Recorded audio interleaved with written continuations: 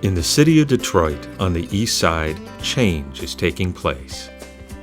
Ordinary citizens, churches, local government, private businesses, schools, law enforcement, and grassroots organizations are joining forces. They're standing up, they're saying no, and they're working together to fight substance abuse and its negative effects in their communities. The Empowerment Zone Coalition is the result of this collaborative community effort. The Empowerment Zone Coalition, or EZC, is a 501c3 nonprofit that actively works to mobilize communities against the abuse of alcohol, tobacco, and other drugs, and to build on community strengths to create positive change. A large percentage of the crimes that are committed are done so under the influence of alcohol or other drugs, or that they are done because of alcohol and other drugs. We know that the problems that are brought to family court, many of them, 50–60% of them, are there because of alcohol and other drug abuse problems. We are full aware of the damage that are done to families, to youth, to adolescents as a result of addiction. Drunk, high, or hungover, substance abuse is costing everyone.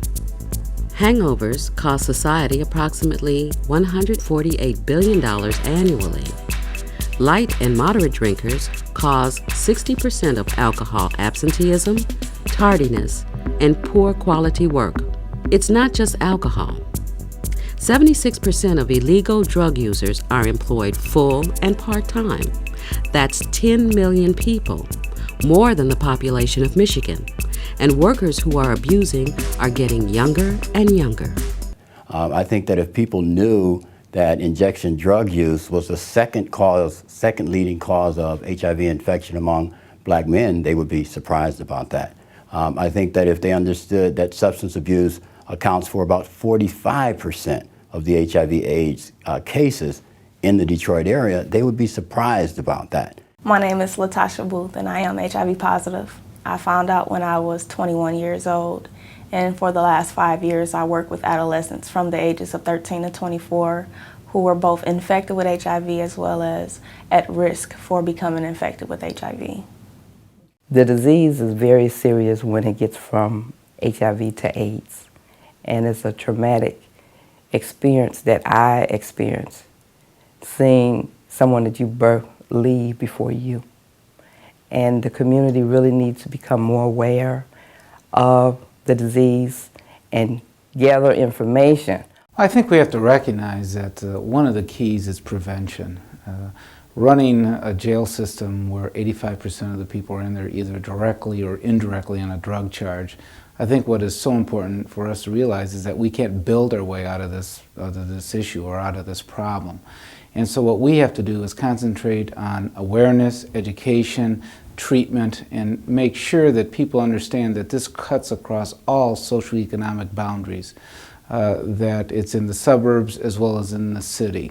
And this isn't a Detroit versus Out County, this isn't Wayne County versus Macomb and Oakland. This is an issue for all of us to tackle, and especially to do it with treatment and prevention programs. That's one of the keys.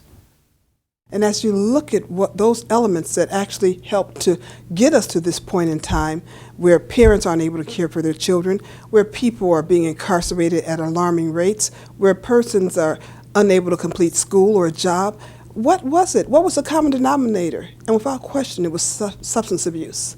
And so to be addressing that at this time, and the fact that this organization for the past 7 years has been working on this issue diligently under the leadership of Doreen Turk White, means so much to me. Since 1996, when she created the Empowerment Zone Coalition, Doreen Turk White has mobilized an effective coalition for change.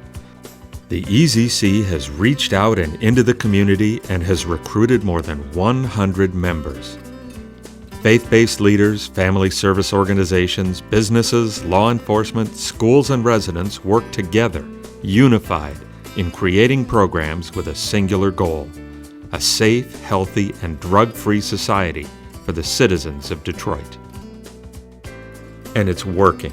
Over the years, the EZC has conducted a successful community needs assessment to determine the extent and magnitude of the drug problem, built a strong coalition across all sectors of the community, conducted quarterly workshops to educate the community about substance abuse issues, held 9 annual substance abuse summits to discuss drug-related issues and solutions among the hundreds in attendance, launched pioneering programs in Detroit schools that were turned into national drug and alcohol prevention models, developed the You Got the Power peer program for youth aged 10 to 17 and a Parent Power training and family development project, organized neighborhood events and, with faith-based groups, Freedom Sundays in conjunction with Martin Luther King Jr.'s alcohol and drug-free legacy, and successfully advocated for public policy change.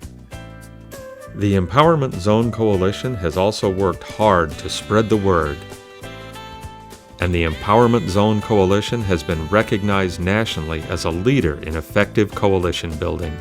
It has been awarded local and federal grants, and among other distinctions, it was named Outstanding Coalition of the Year by the National Community Anti-Drug Coalitions of America. Well, I think one of the most important efforts is to maximize the existing resources and to make sure that those agencies that are receiving public monies to provide services are certainly delivering accountable and effective services. And we have improved that, I believe, through the collaboration that is exemplified by the Empowerment Zone Coalition. The Empowerment Zone Coalition is effective grassroots activism at its best. But to continue reaching out into Detroit's communities, making them healthy and drug-free, it needs and deserves your support and funding. The EZC needs to raise $100,000 to continue its good work. Please consider making a donation and help the EZC to expand its resources.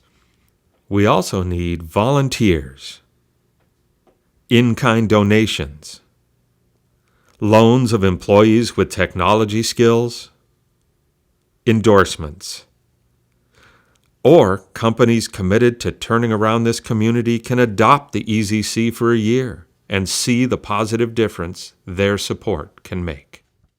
I want people to know that while substance abuse may seem like an overwhelming problem, and it's been going on for a long time, but it's still a problem that each and every one of us can make a difference.